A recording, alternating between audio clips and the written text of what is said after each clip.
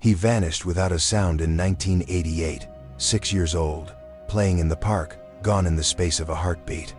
14 years later, on a quiet suburban morning, his mother opened the door to find his sneakers worn, muddy, and unmistakably, his placed neatly on the front step. No note, no footprints. Just a haunting question that shattered everything. Where had they been all this time, and who had brought them back? They appeared sometime before dawn, placed neatly side by side like a child's forgotten offering. No note, no explanation. Just a pair of small, mud-caked sneakers on the front steps of a faded yellow house on Alder Lane. The laces were frayed. The soles were thin. A scuffed cartoon decal peeled away from the heel. They were blue once, vibrant, but time and soil had dulled them into something more spectral, a ghost in rubber and canvas. Before we delve further into the chilling return of Noah, Barkley's sneakers and the buried clues that may finally unravel the truth behind his 1,988 disappearance, please take a moment to like this video and subscribe to the channel. Your support allows us to keep telling the stories that others have forgotten, that were never given a proper ending, and that still echo in the silence they left behind. Every subscription helps us shine light on the unanswered, the unresolved, and the voices that were never heard. Your gesture may be small, but to this mission, it means everything. Evelyn Barkley noticed them as she opened the door to retrieve the morning paper, just as she had every day for the past 14 years. She didn't scream, she didn't speak. She simply stood there, her hand still on the doorknob, her breath catching like a thread snagged in her throat. The sneakers weren't just familiar, they were unmistakable. Noah's. She had bought them in the spring of 1988, a few months before that Saturday at Maplewood Park. Size too big, he'd insisted. He liked how they made him feel faster. Superhero fast. He used to run in circles in the living room, the rubber squeaking on the linoleum, shouting something about time travel and velociraptors. She remembered kneeling to tie those same laces before school, her fingers brushing the soft bones of his ankle. And now, after all these years, here they were again, crusted with earth and rain, sitting like a question she had no words for.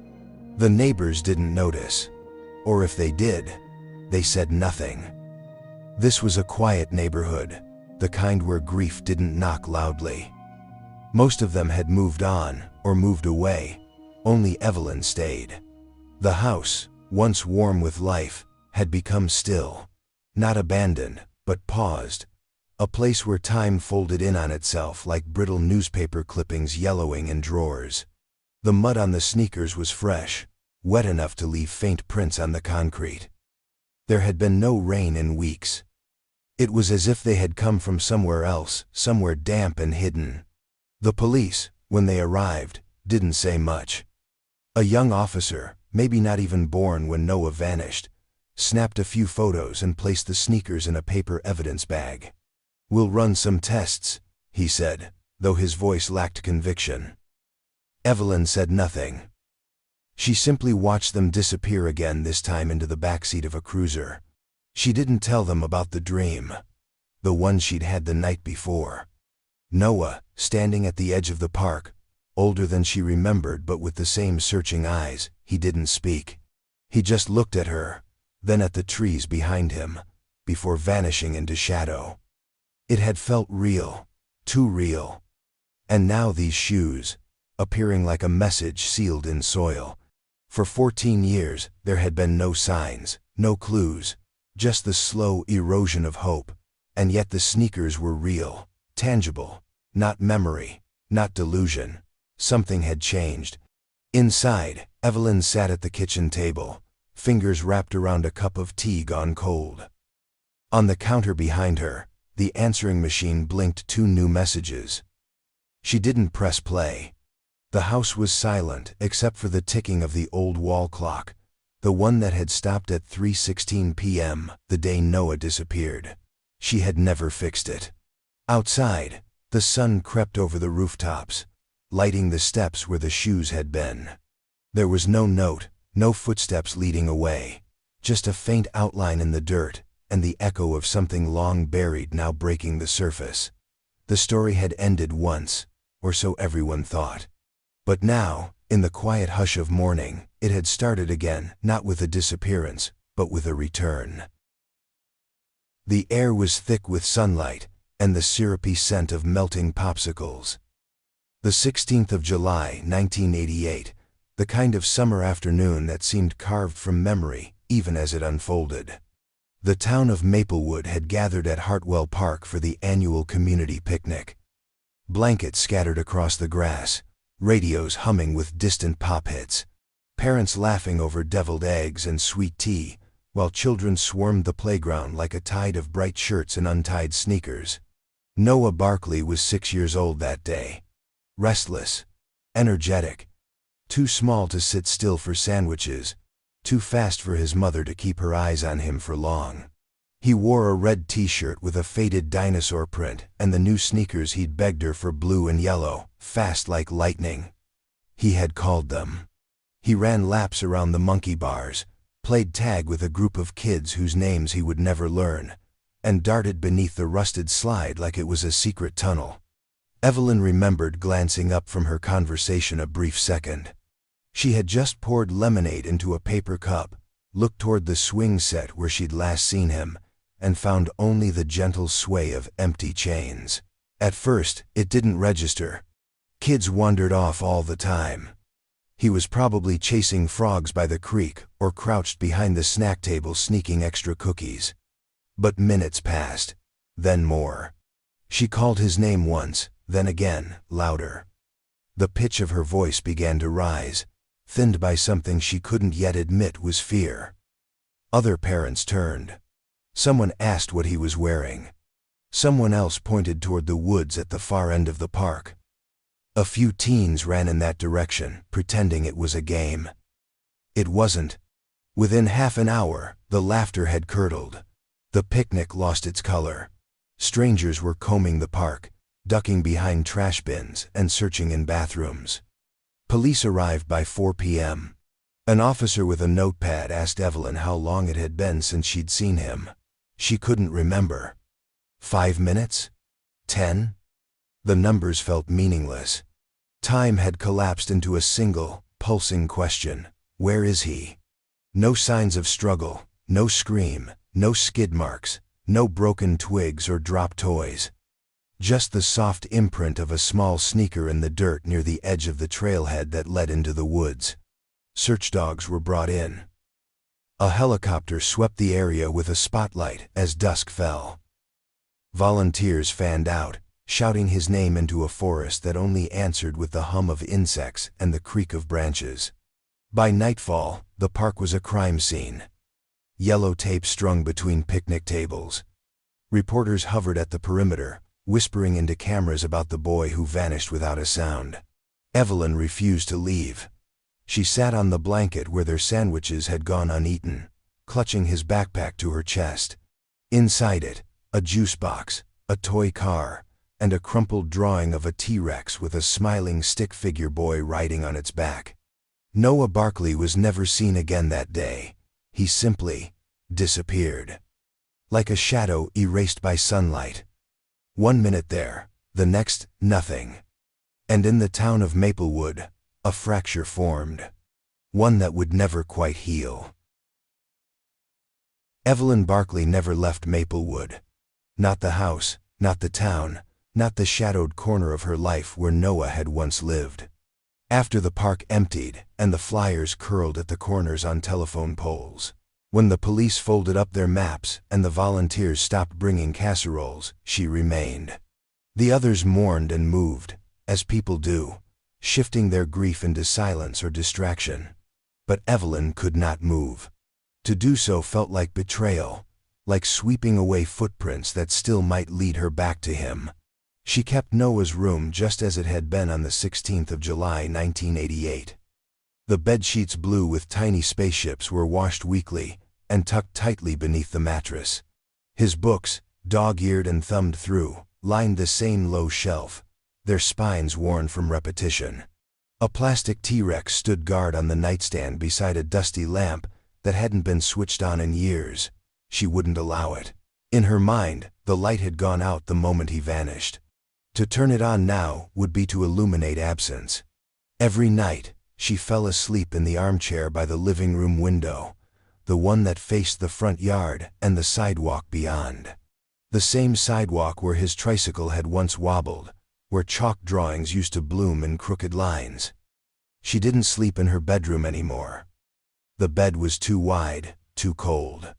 The chair, though unforgiving, gave her a clear view of the door. Just in case. Just in case one day he returned, barefoot, tired. Older than when he left but still unmistakably hers. His birthdays came and went like ghosts, each one quieter than the last. She would bake a cake vanilla, always, and place a single unlit candle on top. Not 6, not 7, not 16, just one. One to mark the singular truth of his being. She never blew it out. She would sit in silence at the kitchen table, her hands folded neatly in her lap, and stare at the flickering flame until it snuffed itself out. Evelyn didn't speak much after Noah disappeared. At first, she answered every knock on the door with hope cracked wide across her face, only to let it crumble with every false alarm. Over time, she learned that words had weight but no form, heavy, but unable to carry anything real. So she let silence take root. It grew into the walls, hung in the air like dust motes, and settled into her very breath. The neighbors whispered about her, how she walked the perimeter of her yard each night, how she sometimes stood motionless by the telephone as if listening for something beyond the line. The world changed around her. New families moved in. The corner store became a bank. Street names were updated, but Evelyn remained unchanged, like a photograph forgotten in the back of a drawer. She existed in the margins, seen, pitied, but never understood. What no one grasped was that her grief had become a ritual, a carefully maintained shrine to possibility, not just memory, but readiness. She did not mourn Noah as gone. She mourned him as missing. That difference, thin as a hair, sharp as a needle, was everything. And so she waited, not loudly, not with banners or pleas, but with an aching, stubborn patience. She believed, in a way that defied logic and time, that something once lost could still be returned. She didn't ask when or how, only that she'd be there when it happened, watching, awake, ready. It began with footsteps and shouting. Dozens of them. Parents, teenagers, neighbors who barely knew the Barkleys, all swept into a current of panic that spread like a ripple from the playground out into the trees. Noah, they called. Again and again. His name echoed through the pines like a question with no answer. Someone rang a bell from the community center. Someone else called the sheriff. By the time the sun began to lower, the blue sky dulled to amber. The search had become something larger than alarm. It was a storm.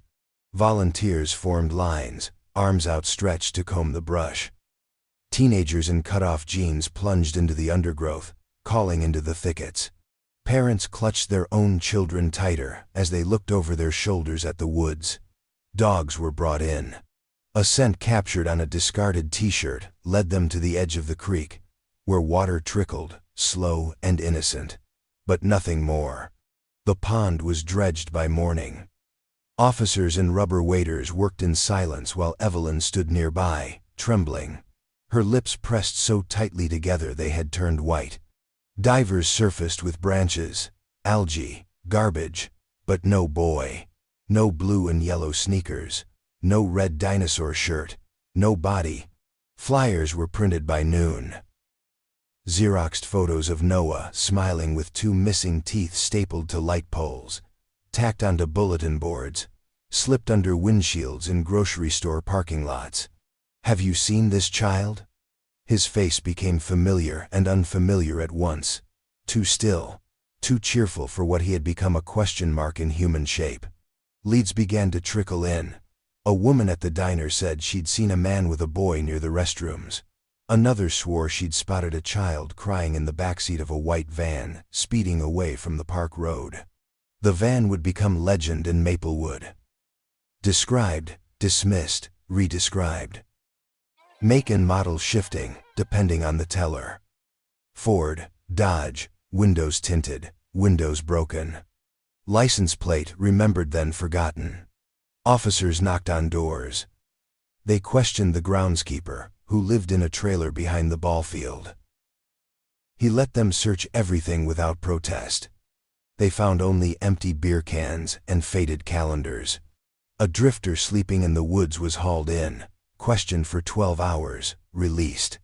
He didn't even know a boy was missing. The drainage tunnel was checked twice. A narrow pipe, barely large enough for a child to crawl through, stretching beneath the park road. Flashlights pierced the darkness, revealing nothing but graffiti, cigarette butts, and the hollow smell of mildew. Still, one officer lingered, convinced that something about it felt off. He requested a third search. It never happened. Helicopters circled overhead the first night, their beams sweeping over rooftops and trees, painting everything in harsh, temporary daylight. From the ground, it looked like hope, mechanical, loud, but fading too fast. Tips kept coming for days. A child matching Noah's description at a bus station. A boy seen near a motel off the highway. Each lead investigated. Each one dead.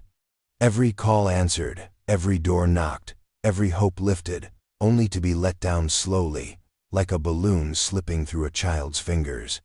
By the end of the week, the lines thinned. Volunteers returned to work. The news cycle moved on. The flyers began to tear at the corners, soaked by sprinklers and summer rain. The park reopened. Children returned, though the swing with the missing bolt remained empty for months. But Evelyn stayed. Every morning, she walked the edges of the woods alone, her shoes leaving a trail the others no longer followed. The search had ended officially, but in her it echoed still, a rhythm of footsteps through underbrush, a chorus of names called into nothing, and a silence that answered over and over, without mercy. In the weeks that followed Noah Barclay's disappearance, Maplewood became something else, something quieter, but not calmer. Conversations slowed, eyes lingered too long, and trust, once abundant, withered into something brittle and cautious. It wasn't that anyone knew anything. It was the opposite. The total absence of answers created a vacuum that suspicion eagerly filled. The first whispers clung to the name of Benny Walker, the park's aging groundskeeper. He'd worked there for nearly 15 years, always arriving early, always staying late. Harmless, most said. Lonely, some added. He smoked too much, didn't say much, and lived alone in a rusted trailer behind the maintenance shed. After Noah vanished, he became an easy subject for late-night speculation. He'd been seen near the bathrooms that day, walking toward the woods with a trash bag slung over one shoulder. He wore thick gloves. Why gloves in the summer? His hands, someone claimed, had been shaking. Police brought him in twice. His trailer was searched, his tools inspected. They found nothing but a fridge stocked with beer and a closet full of uniforms, all neatly folded. He answered every question. Failed none of the tests. And still, long after he returned to trimming hedges and raking leaves, the mothers at the park pulled their children in closer when he walked by. His name faded from headlines, but not from stares. Then came the drifter, tall, with sunburned skin and eyes that never settled. He'd been seen at a diner on the highway the night before Noah went missing, asking about nearby campgrounds. When police tracked him down, he was sleeping beneath a collapsed tent 3 towns over. No alibi, no luggage. Just a half-empty pack of cigarettes and a Polaroid of a child that wasn't Noah. That photo alone was enough to coil every spine in the room. But it turned out to be his nephew. The boy was alive and well in Missouri. He was released. There was no evidence. But the waitress who served him that night swore he paid in exact change and never looked her in the eye. That was enough for the gossip to take hold. He became a cautionary tale, the name mothers invoked when their children strayed too far from home. No one remembered where he went after that. Only that he'd been here, and that maybe, just maybe, that meant something. Even closer to home was the neighbor Martin Delaney, lived 2 doors down from the Barclays. Quiet, polite, a little too clean. On the Monday after the search began, he changed the locks on his front and back doors, bought blackout curtains, canceled his newspaper delivery. When asked, he said it was unrelated, just something he'd been meaning to do. But the timing stuck. So did the way he avoided eye contact when Evelyn passed by, or how his curtains always stayed drawn, even on bright summer mornings. There were others. A substitute teacher with a criminal record from 2 decades earlier. A mechanic who drove a white van. A teenager who'd once babysat for the Barclays and then moved out of town without warning. Each of them, in their own way, was marked, not by fact, but by the weight of possibility. No one could prove anything. That was the sickness of it, the unknowing, the kind of suspicion that doesn't scream, it whispers. It grows like mold behind wallpaper, unseen but always spreading. Maplewood, once tight-knit, became fractured. Friendly waves became nods. Nods became silence. Behind every smile lingered a question too dangerous to ask aloud. Because if the monster wasn't a stranger, if it hadn't crept in from some other place, then maybe it had always been here. Maybe it wore familiar clothes, said good morning, kept its lawn trimmed. Maybe it lived just across the street. Time didn't announce its passing in Maplewood, it simply crept. Grass swallowed the outlines of search grids. Rain smoothed the footprints. The posters faded first, their edges curling, ink bleeding into the white space until Noah's face was just a ghost in Xerox gray. Then came the silence. No updates, no sightings, no remains. No, nothing. The town, needing to breathe again, did what towns do. It folded the tragedy away and went on living. Hartwell Park was renovated 2 summers after Noah disappeared. The rusted merry-go-round was removed. A new jungle gym was installed, with safer edges and bright plastic. Someone painted a mural on the side of the bathroom wall, a field of flowers, a rainbow, smiling stick figures holding hands. No one talked about the boy who had once vanished within shouting distance of that very spot. The new children never knew his name. The parents of the old ones rarely spoke it. But Evelyn stayed. The yellow house on Alder Lane didn't change. The shutters never got replaced. The shingles on the roof sagged a little more each year. But the curtains remained white, the hedges trimmed, the mailbox upright. She moved through her days quietly, predictably. Mornings at the kitchen window. Evenings in the armchair, always facing the street.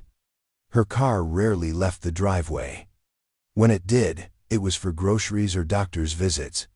She never took vacations. Never sold the house.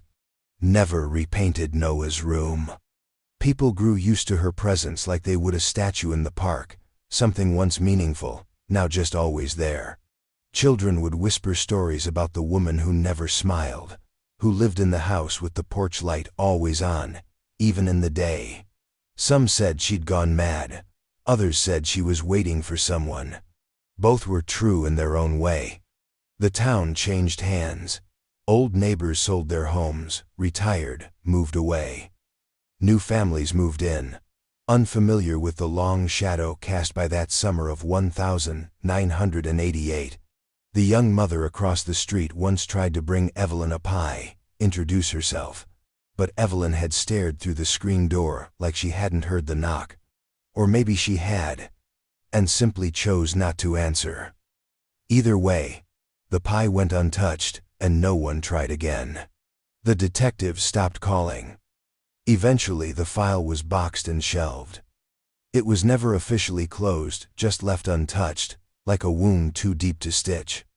Time, after all, doesn't always heal. Sometimes it just helps everyone else forget. Everyone but Evelyn. She didn't know anymore whether she believed Noah was alive. Hope had become a fragile, shifting thing too painful to hold tightly, too dangerous to let go. Some mornings, she would catch herself setting out 2 bowls for breakfast before realizing. Other days she would dream he had come home, taller, older, asking why she hadn't looked harder.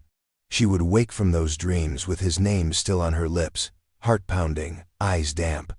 Time, she had learned, is not a neutral thing. It distorts, it frays the edges of memories, reshapes faces, blurs voices. But it also protects. It softens certain truths, dulls the sharpness of grief just enough to let her breathe. And yet, in her quiet routines, in the porch light that never turned off, in the plastic-covered couch cushions, in the unopened birthday cards she still bought each July, Evelyn remained a keeper of the flame. The last witness, the only one who hadn't looked away. She never said it aloud, but she felt it. That time had become an accomplice, not to malice, but to forgetting. And if she didn't remember Noah, no one would. If she didn't stay, the story would collapse under dust and indifference. She didn't owe the world anything, but she owed him that. It was a Thursday in late September, the kind of morning that arrives with no drama, no omens, just the quiet shuffle of routine. The sun had only just begun to press against the horizon, casting long, hesitant shadows across Alder Lane. Birds stirred, but hadn't yet begun their chorus. Dew clung to the grass like breath held too long. And Evelyn, in her pale housecoat and slippers, opened the front door as she always did, expecting nothing more than a paper tossed carelessly against the steps. Instead, she found them. They were placed with care. Side by side, toes facing the door, as though the person who left them had done so gently, even reverently. Blue and yellow sneakers, dulled by time but intact. The laces were the same, one frayed at the tip, knotted awkwardly in a way she remembered fixing over and over again. A cartoon lightning bolt, barely visible now, still curved along the side. The soles were worn smooth at the toe, just as they had been when Noah insisted on dragging the front of his feet when he ran. Evelyn froze, her breath catching before her mind caught up. She didn't move, didn't speak, she simply stared. It felt like seeing a ghost, not of a person, but of an object, an artifact from a life paused mid-sentence. She reached out slowly, her hand hovering above the left shoe, trembling like a compass needle searching for north. She didn't need to touch them to know. These were Noah's. Not a replica. Not a cruel copy. They were the same ones he wore that day in 1988. She had tied those very laces that morning, double-knotted them while he hummed at the kitchen table, legs kicking impatiently beneath him. She'd told him not to scuff them. He'd promised, but he always ran too hard, slid too far. The sneakers had grown worn before their time. And then, they had vanished with him, lost to whatever darkness swallowed him whole. Now they were back. No note, no box, no explanation, just those shoes. And mud caked deep into the grooves, dried along the edges, still damp underneath, as if they'd been left only hours before. She noticed it then, the faint scent that rose from them. Not just earth, but decay, wood rot, like something lifted from the forest floor. Her knees nearly buckled, but she remained standing, arms limp at her sides. She turned slowly, stepped back into the house, and closed the door with the care of someone sealing in something sacred or dangerous. Then she leaned her forehead against the cool wood, and exhaled a breath that had been waiting 14 years to be let go. The police arrived within the hour. Young men, unfamiliar with the case beyond what they'd read in old reports. They wore gloves, asked questions that sounded rehearsed, and took photos from awkward angles. Evelyn answered what she could. Her voice didn't crack. Not once. She was beyond cracking. She'd become something else entirely, hollowed and hardened in equal measure. They took the sneakers away in a brown paper evidence bag. Promised updates, promised tests, DNA swabs, soil analysis. But none of that mattered to her. What mattered was that they had come back. After 14 years of silence, after thousands of nights spent staring at a door that never opened, now, it had spoken not with sound, but with shoes. The quiet that followed wasn't the same as before. It was heavier, changed. The house felt different, as though something had shifted beneath the floorboards. A memory stirred, a possibility reborn. She didn't sleep that night. She sat in the armchair by the window, the porch light casting a pool of gold across the front steps where the sneakers had waited. The spot was empty now, but she could still see them, still feel them, still hear the echo of a small boy's footsteps, running fast, always dragging his toes. The sneakers were catalogued and sealed, placed under fluorescent lights in a lab that had never existed when Noah vanished. The detectives who handled them were younger than the case itself, reading from old files like scripture, careful not to touch the sacred text with bare hands. To them, it was a cold case freshly thawed. To Evelyn, it had never gone cold at all. The first tests were immediate. DNA swabs taken from the insole, the laces, the seams where sweat and skin leave whispers behind. The forensic team worked in silence, reverent but methodical. They treated the shoes like relics, dusted for fingerprints so faded they might have been imagined. Partial. Degraded. Useless, one analyst said. Still, the prints were lifted, entered into databases, run against old suspects and recent offenders. No match. Next came the soil. It clung stubbornly to the soles, packed into the treads and folds, as if the earth itself didn't want to let go. The lab broke it down, grain by grain, tracing mineral composition and moisture retention. Tiny flecks of organic decay hinted at a forested environment, loamy, undisturbed. Not the park, not Maplewood, somewhere else. But no one could say exactly where, just that it had not come from her yard. Which meant someone had carried them, delivered them, chosen that moment, that place, that morning.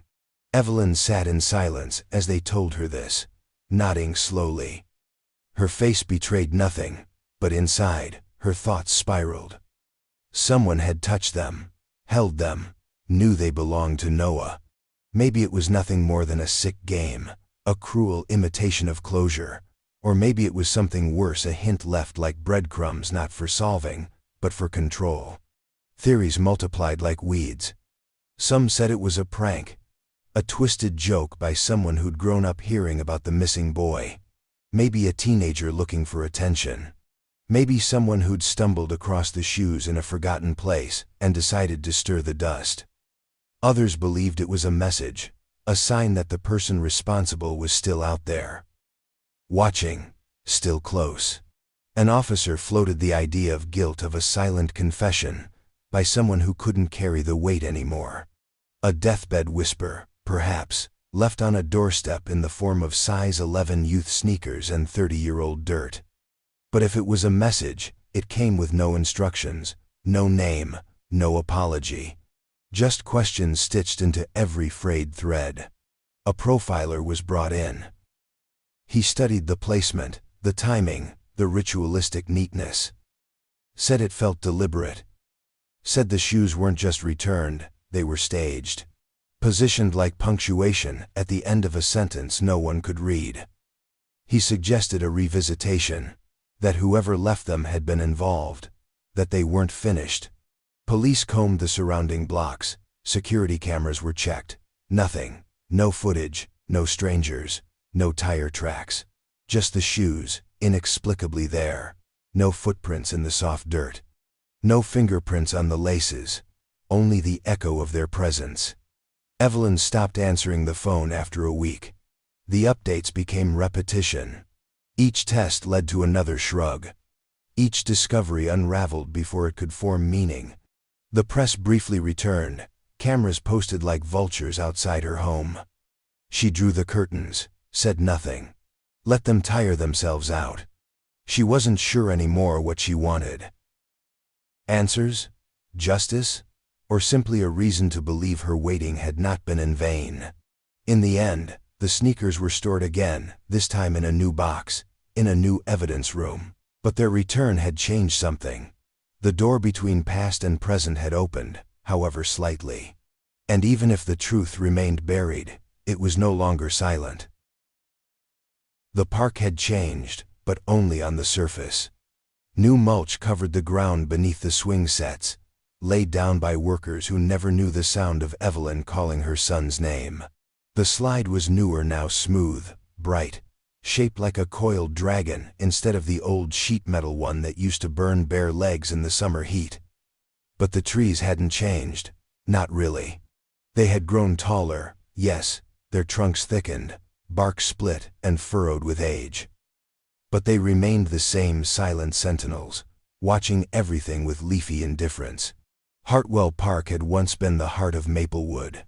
Families gathered there every weekend with coolers and lawn chairs, dogs barking at passing joggers, children shrieking over tag and capture the flag.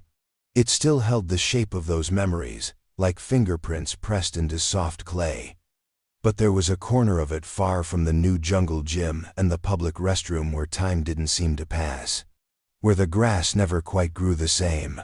Where the light filtered through the trees in a way that made shadows linger too long. There, rust clung to the old swing frame like dried blood. The swings themselves had been replaced, but the frame remained a remnant, a relic. The bench beside it still bore initials carved in lazy arcs, J+K86, M.W. And faintly, beneath them all, Nota Bene. The letters were shallow, hesitant, a child's hand. Noah Barkley. No one knew he had carved them. Evelyn hadn't even noticed until years later, when she returned and found them by accident, brushing her fingers over the grooves like braille from another life. The park had been searched, of course. Dozens of times. Every inch, every crevice. Cadaver dogs, police lines, flashlights at dusk. But it was never really enough. They looked through the leaves, not beneath them. And what does the soil remember? What do the roots whisper to one another as they stretch deeper into ground that once bore witness to a child's last breath or his last footprint? There was a trail near the edge, mostly forgotten now, where the wild grew denser. Parents rarely let their children wander that far. Evelyn remembered it from that day how Noah had darted in that direction just before she lost sight of him.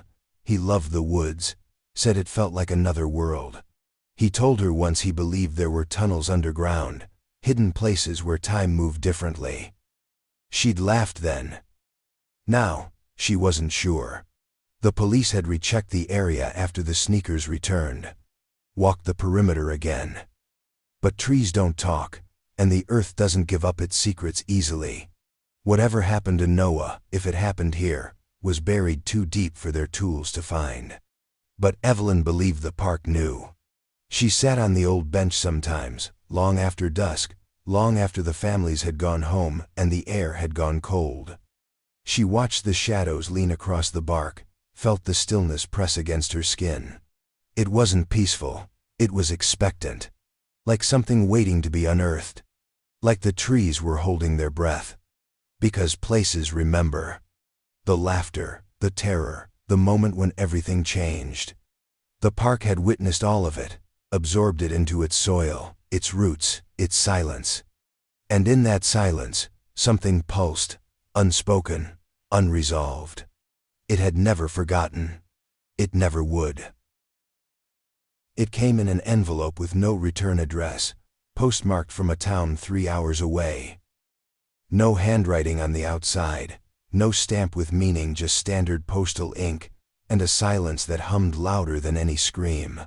Evelyn found it in her mailbox one morning, buried beneath grocery flyers and a bank statement. The envelope was thin, no weight to it.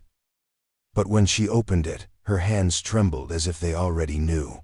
Inside was a single slip of paper, torn from a notepad. On it, typed in faded letters, likely from an old manual typewriter, was one sentence. The boy knew the woods better than they thought. That was all. No name, no explanation, no demand. Just that line, like a whisper carved into the air between two thoughts. Evelyn sat at her kitchen table for nearly an hour, the letter lying flat in front of her like a message from a dream she couldn't wake from. She read it again and again, the words refusing to shift, meaning no matter how many times her eyes traced them. It wasn't a threat, it wasn't even an answer, but it was something, a breadcrumb. After 14 years of nothing, it was a flicker of motion in the stillness. She called the detective working the reopened case. He came immediately, took the note into evidence with gloved hands and measured words, promised handwriting analysis, fingerprint dusting, paper sourcing. But Evelyn knew. Whoever wrote it hadn't wanted to be found. They hadn't sent it to start an investigation, they'd sent it to stir memory. The phrase burrowed deep. The boy knew the woods better than they thought. It was true. Noah had always loved the woods. Not just the main trails, the ones outlined on park brochures, but the forgotten paths, the barely there deer tracks, and dried-up creek beds that twisted like veins through the underbrush. He used to wander with a stick in hand, pretending to be an explorer, a time traveler, a dinosaur hunter. He knew how to duck beneath brambles, how to count steps from the twisted oak to the hollow log. He had once told Evelyn he had a secret place where the trees talked to each other. She had thought it was make-believe. Now, she wasn't so sure. Detectives brought out the old maps from the original search. Paper curled at the edges, marked with red X's and pencil grids. They laid them across a conference room table under sterile light, comparing them with satellite imagery, GPS overlays, newer surveys. That's when they saw it. There was a narrow trail that hadn't been included in the 1988 search grid.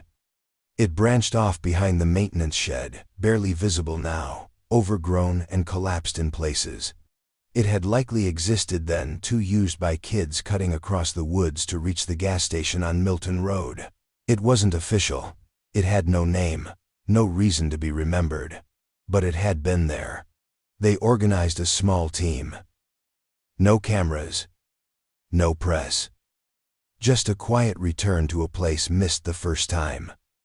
They brought dogs, metal detectors, ground-penetrating radar. Evelyn wasn't invited, but she went anyway, staying at the edge of the trees, watching. They didn't find anything that first day, or the second. But the woods felt different now, less like a backdrop, and more like a living thing. Breathing. Remembering. The note was never traced.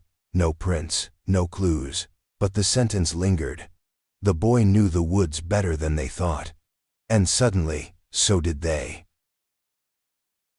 It was near dusk when they found it half hidden by bramble and ivy, a rust-colored scar at the edge of the woods behind the park, exactly where the forgotten trail curved downward into a shallow gully. No signage, no warning. Just a jagged clearing where the land dipped, and the air smelled faintly of rust and damp decay. The detective almost walked past it, thinking it nothing more than another drainage runoff, until the beam of his flashlight caught something unnatural: straight lines beneath the vines. A tunnel. Or what had once been one. The opening was circular, maybe 4 feet in diameter, lined with old concrete cracked like brittle bone. A rusted metal grate sealed it shut, bolted into the concrete frame by heavy anchors now flecked with corrosion. The bars were thick, unevenly spaced, and covered in decades of rust and moss. Someone had sealed this off long ago, not recently, not in reaction to Noah's disappearance, but earlier, like it was something forgotten even before he vanished. The record showed no mention of it, no indication it had ever been part of the town's stormwater system.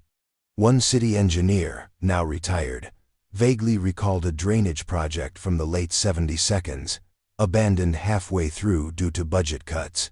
The tunnel had remained, unused, buried beneath growth and silence. The grate was pried open after 3 hours of cutting and torching, the metal giving way with a groan that sounded almost alive. The opening yawned before them, dark, low, choked with dust and silence. The air that spilled out smelled of wet stone and something older, something that had been sealed in too long. They sent in a small remote camera first, one used for pipe inspections. The feed flickered and buzzed, illuminating the narrow passage. Inside, the tunnel stretched maybe 30 feet before collapsing into earth. A dead end, it seemed. But halfway in, something caught the light papers, curled and yellowed, tucked into a crevice in the wall, almost as if hidden. When the officer crawled in to retrieve them, he found 3 items: a drawing, a rusted toy car, and a small plastic button shaped like a rocket ship. The car and button could have belonged to any child, from any decade. But the drawing, that was different. It was torn, smudged, the paper softened from age and moisture, edges beginning to rot. But the lines were still visible, crude crayon shapes, a figure with stick arms standing next to what looked like a dinosaur. In one corner, barely legible, were 2 letters written in shaky print: N.A. Not a name, just an initial, just enough. The drawing was shown to Evelyn in the quiet of her living room. She stared at it for a long time. Didn't speak, just traced her finger along the dinosaur's back like it was something sacred. Then she nodded once, slowly, as if she were agreeing with a truth she had always known but never dared to say aloud. Noah had been there. In that tunnel, at some point, for some unknowable stretch of time. He had drawn, maybe to pass the hours, maybe to leave something behind, maybe to remind himself that he was still a child, even in the dark. No fingerprints, no DNA. The other items yielded nothing, but the drawing. It was enough. Not for the investigation, not for the files, but for Evelyn. She folded it gently, as if it might tear further just from grief, and placed it inside a book she hadn't opened in years. The tunnel, once sealed and forgotten, had whispered something back. Not a scream, not an answer.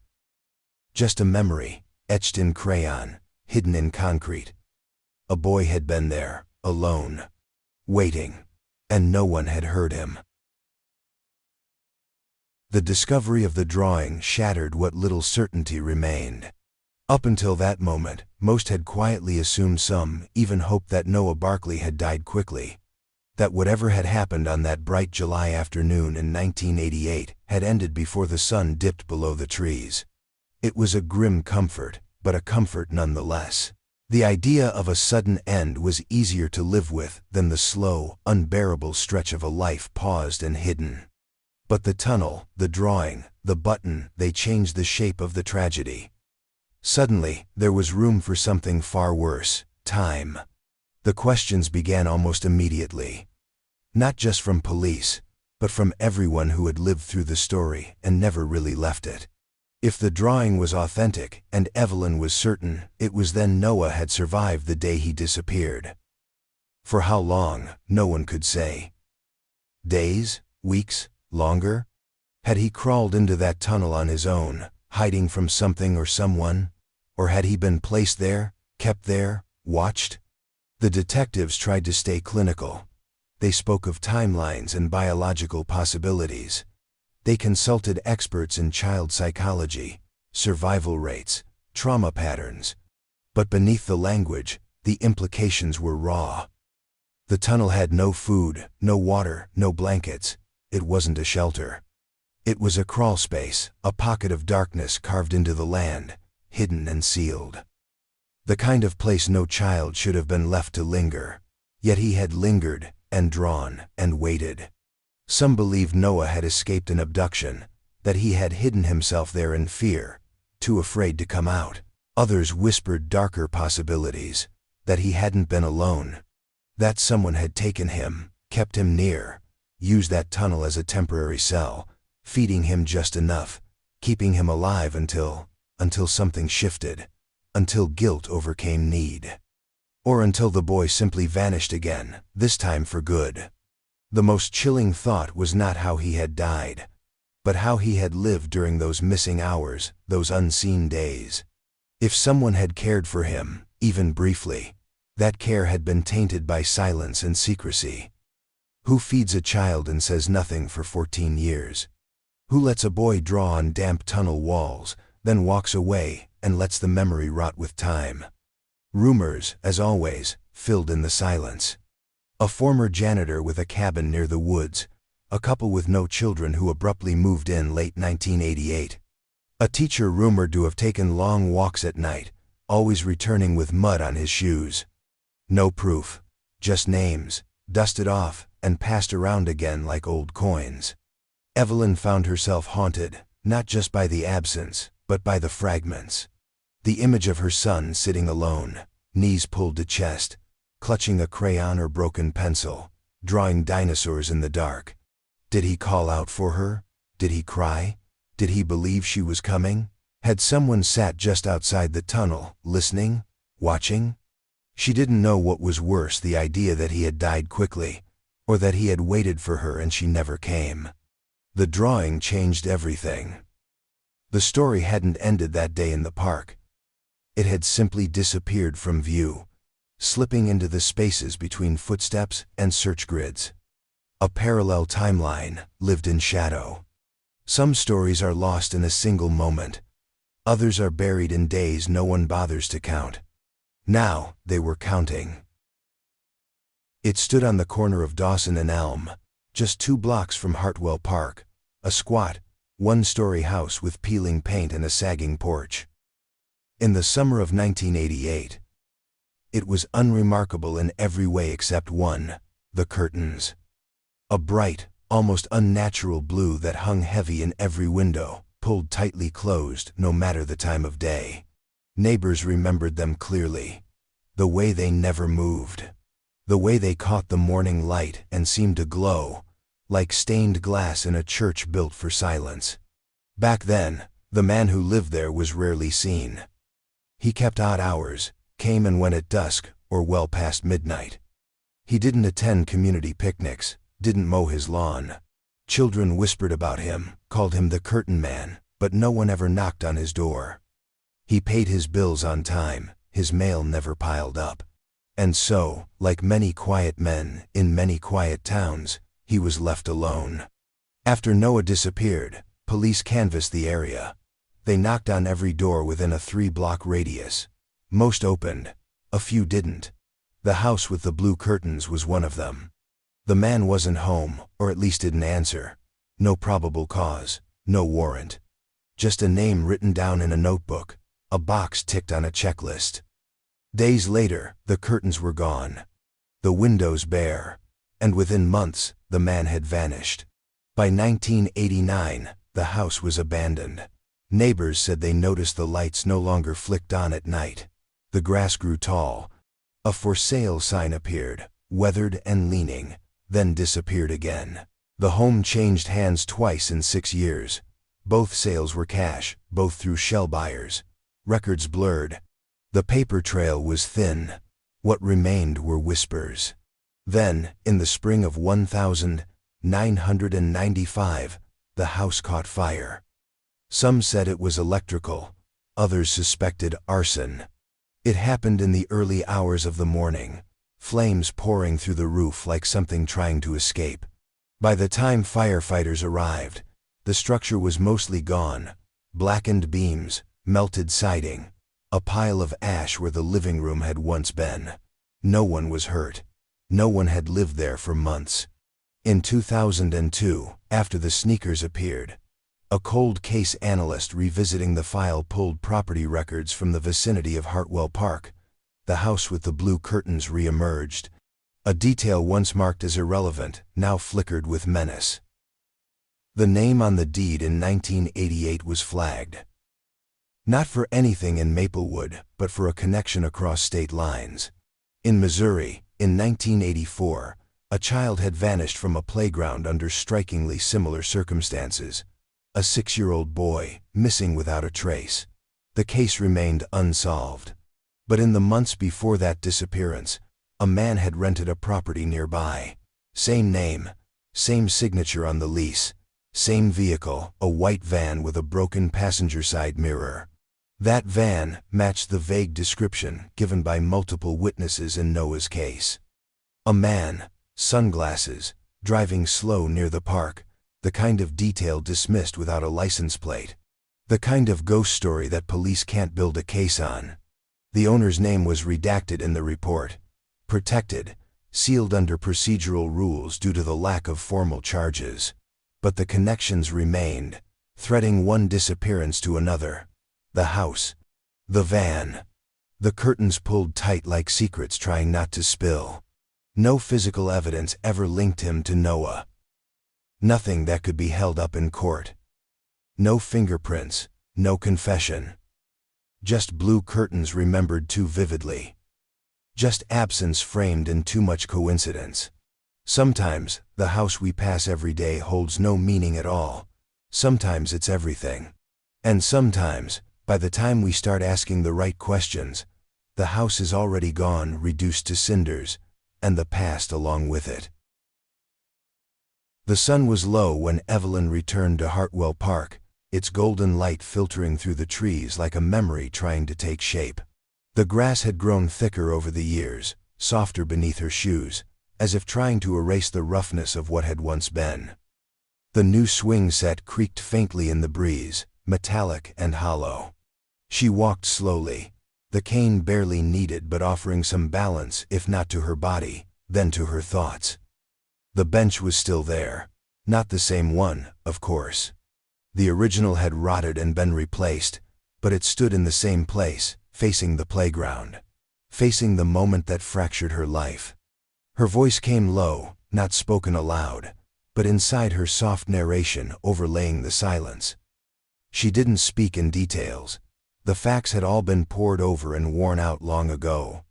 What remained were fragments, colors, sensations that clung like static to her skin.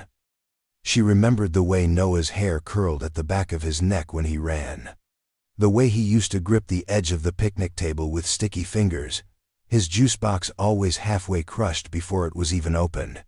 She paused by the edge of the woodline. The air changed there, cooler, still. A place where light filtered differently. She remembered him darting this way. Chasing something, or maybe just pretending to. That day had been hot. The kind of heat that made sweat gather at the back of your knees. There'd been a flash of red, yes, that she remembered. A plastic cup, caught by the wind, skimming across the grass like a toy freed from a child's hand. It had rolled into the brush. She remembered watching it, absently, as if hypnotized. Noah had been running then, shouting something. A game, a name, a roar. She couldn't remember what he said, only that his voice was full of life. The smell of hot dogs drifted from a distant grill, just like it had that day, so strong she could taste it on her tongue, even now. It turned her stomach. It always had. She never told anyone that. And then the scream. It was this part that haunted her most. She wasn't sure she'd even heard it. Maybe it had been another child. Maybe it was just her memory, overexposed by grief and time, replaying an echo that was never there to begin with. But in the years since, it had taken shape. A sharp, startled sound, not long. Not drawn out, just a sharp edge that sliced through the air and was gone. She remembered turning, squinting, seeing the swing sway, seeing nothing else. She had stood there too long. That was her greatest regret. Too long talking. Too long pouring lemonade. Too long assuming he was just out of sight. It only takes seconds, everyone says. And it's true. But no one tells you what it feels like to live inside those seconds for the rest of your life. She walked to where the path begins to curve, where the trees grow thicker and the air stills. She stopped there, closed her eyes, listened. Leaves rustled, a distant laugh. The creak of a bicycle, but nothing else. Her heart beat louder than it should. Not from exertion, but from memory, from proximity. From the terrible closeness to the last place she'd seen him. She opened her eyes and whispered his name. Not because she expected an answer, but because saying it aloud made him real again. Just for a moment. Just long enough to remember not the story, not the case, not the questions, but the boy, her boy, running, laughing, vanishing. And somewhere between fact and feeling, she allowed herself to believe she heard the whisper of his laughter in return. Or maybe she imagined it. maybe that was enough. The files had always existed, scattered across dusty county archives and outdated microfilm reels. 3 boys, 3 separate towns, 3 different years. But no one had lined them up before, not fully. Not until the sneakers appeared on Evelyn Barkley's doorstep, dragging the past back into focus like a photograph emerging in darkroom chemicals. It began with a detective new to the case, too young to remember the panic of '88 but curious enough to question the silence surrounding it. He had combed through every page of Noah's file, and something about it felt eerily familiar. It wasn't just the absence of evidence, it was the shape of the absence. The way it swallowed the same edges in all directions. The first boy was named Timothy Holloway. He disappeared from a park in a town called Elmsfield in the summer of 1986. He was 5. His mother turned her back for a moment to fix the strap on her daughter's sandal, and when she looked up, he was gone. No scream, no struggle, just a toy car lying abandoned beneath a slide. The case had rattled Elmsfield for a season, then slowly dissolved into the background noise of a town trying to forget. Then came Noah, 2 years later, in Maplewood. 6 years old, Hartwell Park. The symmetry sharpened. The third boy vanished in 1990. Jason Keene, 7 years old. A town called New Brenton, 40 miles east of Maplewood. Again, a public park. Again, daylight. Again, a momentary lapse in attention, and then nothing.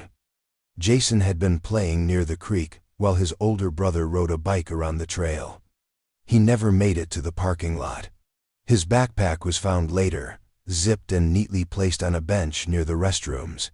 3 boys, all under 10. All in public places filled with witnesses, all vanishing in the space of a single breath. No bodies, no suspects that held, no leads that lasted. At the time, the towns were separated by more than just miles. Different jurisdictions, different investigators. No reason to believe the disappearances were connected. Each community carried its own grief, its own theories, its own cold trail. But now, in retrospect, the shape of something larger began to form. Each park was located near a wooded area. Each boy was described as adventurous, imaginative. Each family had reported a white van seen in the area days before. A van no one could trace. A driver no one could name. In each case, there had been a moment, a scream, a flicker of red, a shadow just beyond the trees that was reported and then dismissed. When the files were laid side by side, the similarities were undeniable, not just in detail, but in tone. The haunting rhythm of unanswered questions, the same phrases appearing again and again. No sign of forced entry, search grid completed. Inconclusive prints. Mother stated child was just there. The repetition wasn't coincidence. It was choreography. The name of the man who had once owned the house with the blue curtains surfaced again, buried in a real estate transaction connected to Elmsfield. Not enough to prove anything, but enough to feel the breath of something that had always been just out of sight. Still, nothing stuck. No confession, no surveillance, no fingerprints tying one town to the next, just patterns.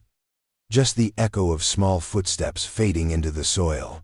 The case files were reopened, cross-referenced. Meetings held in quiet rooms with old maps and older regrets. But the trail had gone cold long before anyone thought to follow it. Connections, when made too late, become hauntings. And these 3 boys, Timothy, Noah, Jason, had become something more than victims. They were coordinates in a pattern that no one saw until the lines had blurred. Too far, too faint, always just out of reach. The photograph had been tucked inside a forgotten envelope in the bottom drawer of a filing cabinet, misfiled under Community Events, 1988.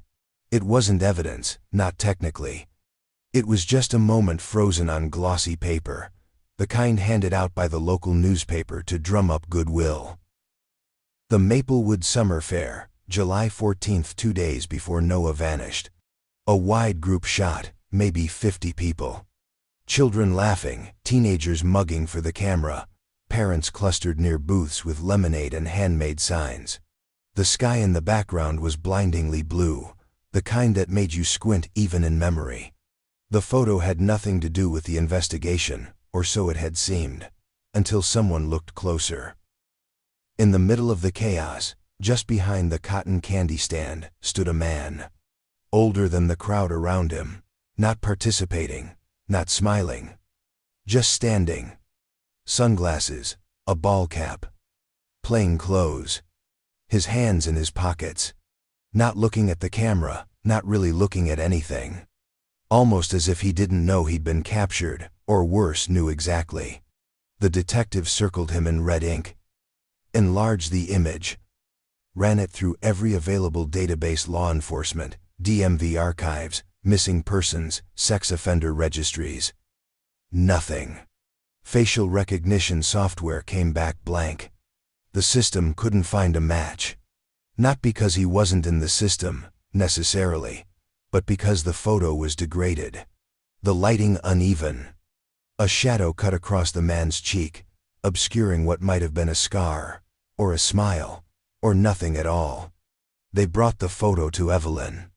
She sat at her kitchen table as they slid it toward her, encased in a plastic sleeve, like something fragile. She didn't touch it, just looked. Her eyes scanned past the crowd, too many faces, too much noise until they landed on him. Her breath caught. She leaned closer. "That's him," she whispered. Her voice wasn't loud. It didn't need to be. He was at the park. The detective asked her if she was sure, asked if maybe she was remembering it wrong, but she shook her head. She didn't doubt it. She didn't know his name. Had never spoken to him. But she remembered that face, or the feeling of it. The way he had lingered near the picnic tables, watching without watching. That same quiet stance, hands in pockets, present but untethered. He hadn't seemed threatening, not then. Just out of place. They asked more questions. Had she seen him before that day, after? Had he spoken to Noah? Evelyn couldn't say. Memory doesn't always obey the rules of time. But the sight of that man in the photo brought something sharp and undeniable into her chest. Recognition without reason. She knew. And that was enough to make the image feel dangerous. The photograph became a new centerpiece. Analysts enhanced it, adjusted contrast, looked for identifying marks, a reflection in the sunglasses, a badge, a pin. Nothing useful.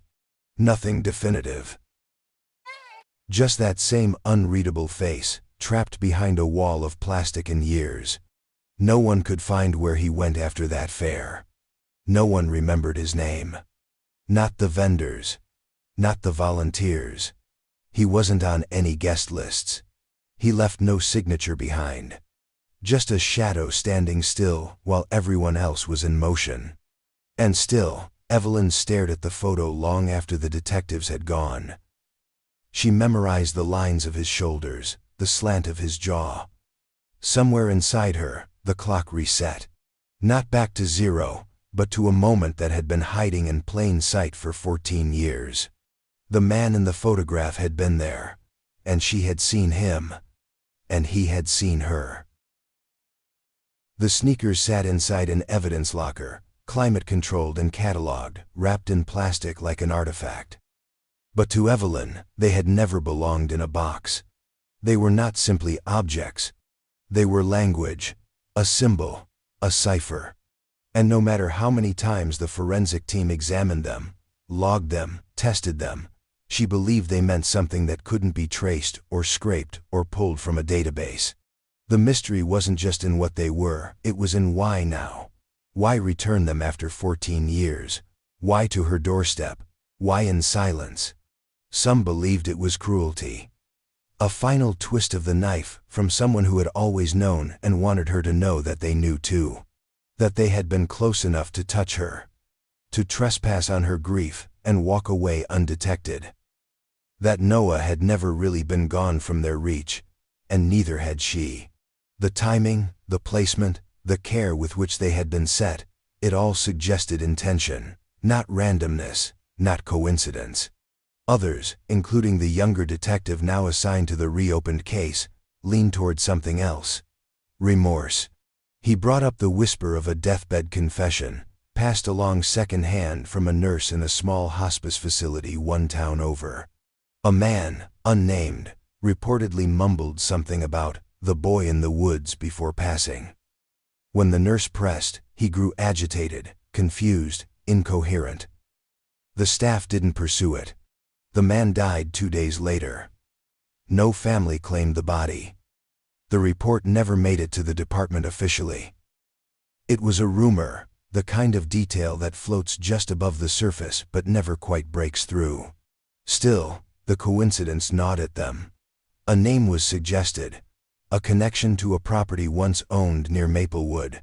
But when the detective pushed for access to sealed files linked to an early suspect, his request was denied. The case, according to someone higher up, had been addressed internally years ago. Redacted documents, missing transcripts, interviews that ended too early. The paper trail stopped where politics began. He came to Evelyn's house one evening, exhausted and frustrated. Told her he believed the truth had already been written down, just buried, sealed away to avoid embarrassment, liability, or maybe something darker. A mistake, perhaps. Or a quiet arrangement to let sleeping ghosts stay buried. He didn't have proof, only hunches. But Evelyn didn't need proof. She had her own ghosts. She had learned long ago that truth doesn't always arrive with evidence. It often comes in fragments, in instincts, in the spaces between what people say. She stared at the sneakers in the photo he handed her again. The soil on the soles, the bend of the laces, the smudge near the toe that hadn't been there in 1988, but was now. She had come to understand that closure doesn't always mean answers. Sometimes it simply means an end, a final punctuation after years of ellipses. But this didn't feel like closure. It felt like someone pulling at the scab, someone reopening the wound. Not to heal it, but to remind her that it had never really closed. The question lingered in the air between them. Were the sneakers left out of guilt or malice? A hand reaching out or pulling away? She didn't know. She wasn't sure she wanted to know. Because maybe the cruelest thing wasn't the disappearance, or the silence, or the long nights with no answers. Maybe the cruelest thing was to bring her just close enough to the truth, to feel its breath, and then leave her standing at the edge of it, still alone, still waiting. The door is still there. Weathered now, its paint flaked and pale, warped slightly from decades of rain and Sunday. The porch boards beneath it creak with every shift of weight, though Evelyn barely notices anymore. She's crossed them too many times. The spot where the sneakers once sat just to the left of the mat, where the morning light had struck them, is bare now. But the memory lingers. Not in a visible way, not in any physical remnant, but in the heaviness that hangs in the air, like something unspoken still standing there. It's been months since that morning. The police calls have slowed. The reporters stopped showing up. The story, as far as the world is concerned, is old again. Faded. Archived. The kind people mention only in quiet tones, when speaking of the past or warning their children. Evelyn's name still carries a certain weight around town. Reverence tinged with pity, but most people have moved on. They speak of closure. They use that word as if it's a thing that can be placed in a box and labeled. But Evelyn knows better. She's lived with the ache too long. She understands the truth. Some doors never close. She still leaves the porch light on at night, not out of habit, but out of something deeper. A promise, maybe. A signal. She tells herself it's not for Noah anymore, that she leaves it burning now for herself. But part of her doesn't believe that. Part of her still listens for footsteps, still flinches when the floorboards creak at the wrong time, still glances at the door each morning as though it might once again offer something impossible. The house around her breathes the same way it always has, quietly, patiently. The rooms are filled with the same furniture, the same photographs, the same silences that stretch between moments. Noah's room remains untouched, not because she's waiting for him to return, but because change feels like betrayal. Dust gathers slowly there, as if even time hesitates in that space. There are days when she allows herself to believe he's out there somewhere. Not alive, necessarily, but remembered. That someone, somewhere, carries a part of him, a memory, a scar, a name carved into their guilt. That maybe, years from now, someone will step forward. Not with proof, but with enough truth to shift the ground beneath her one final time. But most days, she simply sits in her chair by the window, the same window that faces the street, the same one she sat behind for all those years when no one came. She watches the wind move the trees. She watches children ride past on bicycles, their voices echoing off the pavement. She listens to the rustle of leaves, the hush of distant traffic, the murmur of a world that never did stop, even when hers did. And in the quiet, she remembers. The laughter, the flash of a red shirt, the weight of a small sneaker in her hand, the smell of sun-warmed grass, the feeling of looking away for just 1 second and knowing, in the pit of her stomach, that everything had changed. The story doesn't end with an arrest, or a confession, or a grave. It ends here with an open door, and a mother who never stepped away from it. Not everything returns, not everything rests. But some stories still deserve to be told, even if they carry no final page. Some stories are the door itself ajar, waiting, never quite closing, and echoing forever with the sound of footsteps that may never come.